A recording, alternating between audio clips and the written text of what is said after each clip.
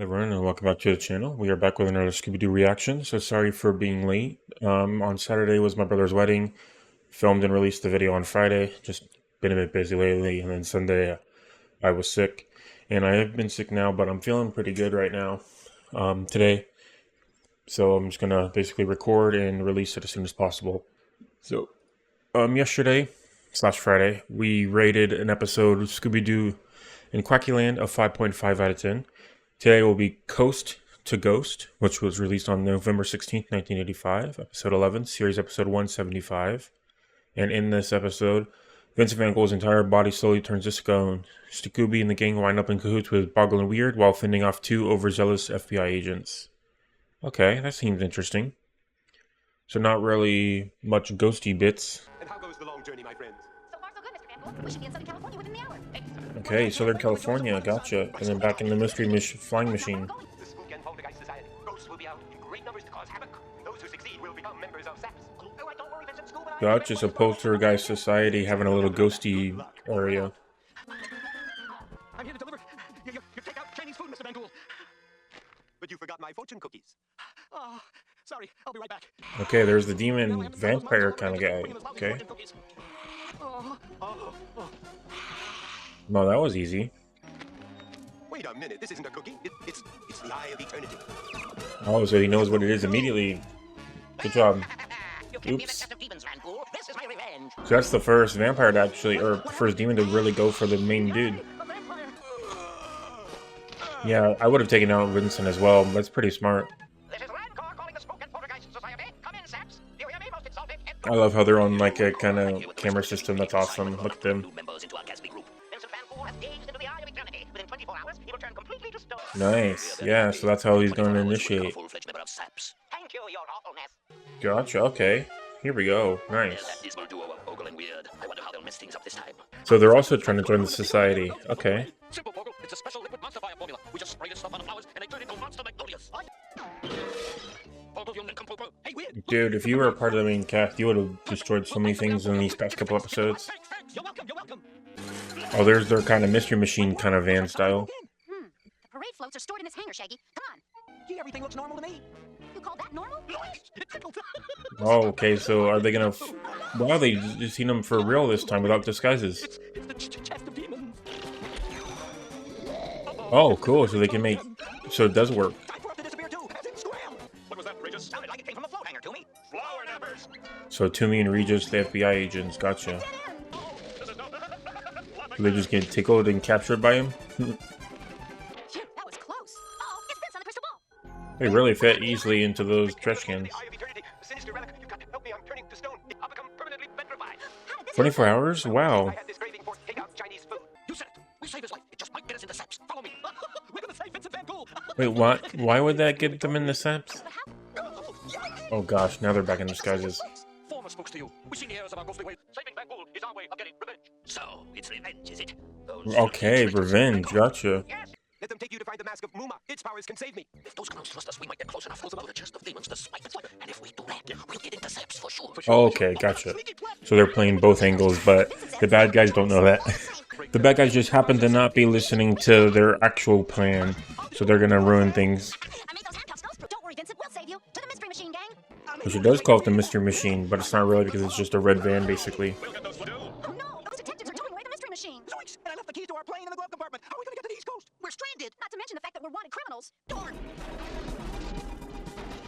We are on our way. My friend, look. So they're in the plane trying to fly to where they need to go with Flim-Flam's travel agency, and they're getting shot out of the sky by the ghosty.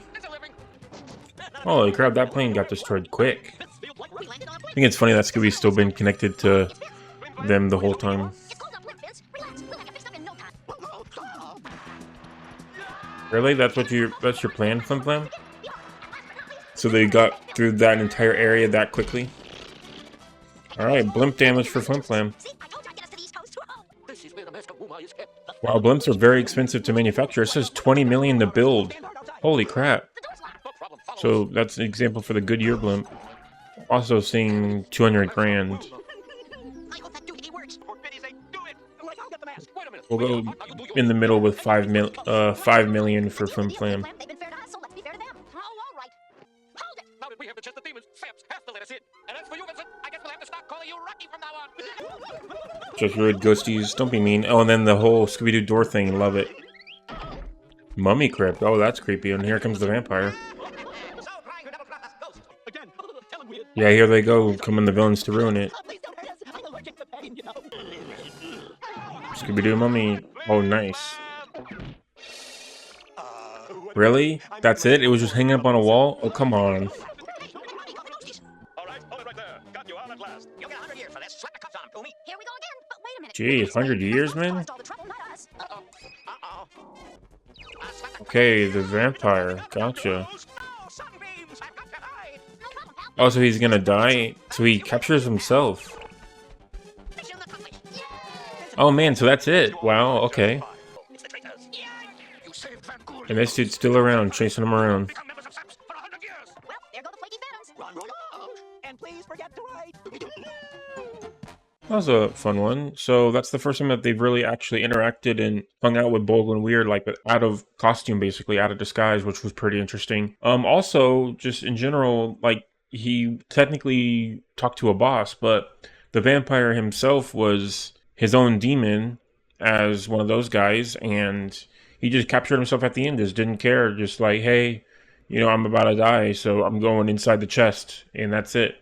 So I thought that was pretty interesting as well, of like, that's the first time that he's really gone out in his own power, essentially, is the best way to describe that, which is pretty fun, you know, keeps it different.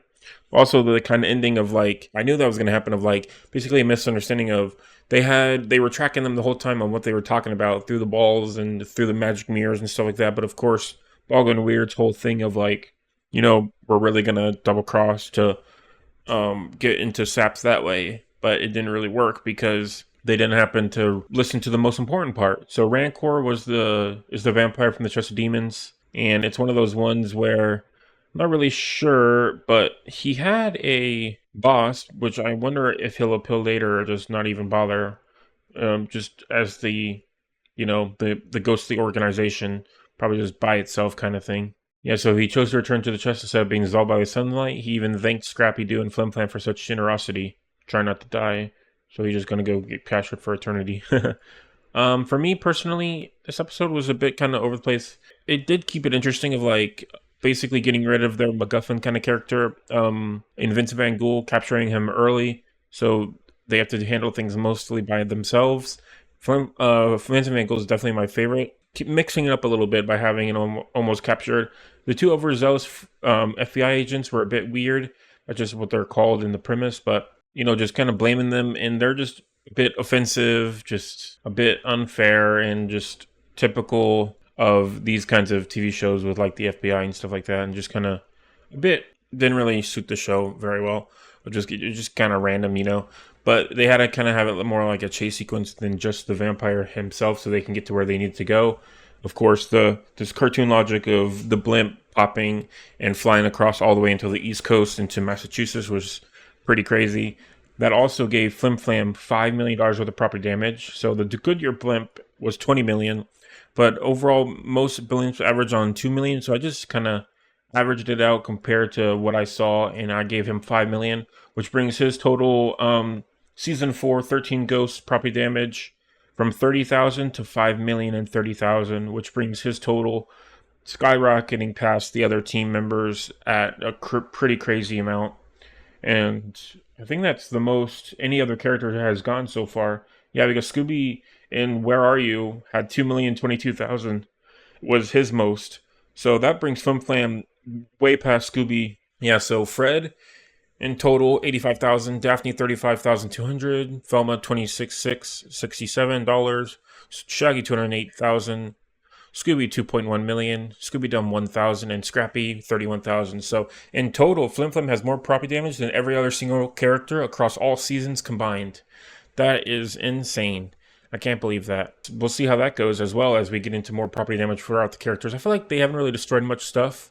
They kind of just do like disguises and things like that, and then don't really do anything else really. So they haven't really destroyed anything much besides like the China episode where they destroyed like the frames and the buildings and stuff. But other than that, they haven't really done much destroying. Haven't really Haven't really eaten much weird food, that kind of thing. So kind of keeping it a bit simple overall for the 13 Ghosts of Scooby-Doo. As we end off episode 11, I think I'm going to give this one... I did enjoy a good amount of it. I liked how Boggle and Weird were actually part of the main story. I think I'm going to give this one a 6 out of 10. They kind of were a bit seamless, but also just kind of like changed up the dynamic a little bit with a couple episodes left to go, which I thought was pretty interesting. And that's why we're giving this one a 6 out of 10 as we end off this episode. And I can't wait to watch episode 12, The Ghouliest Show on Earth. Thank you everyone for watching, and have a great day.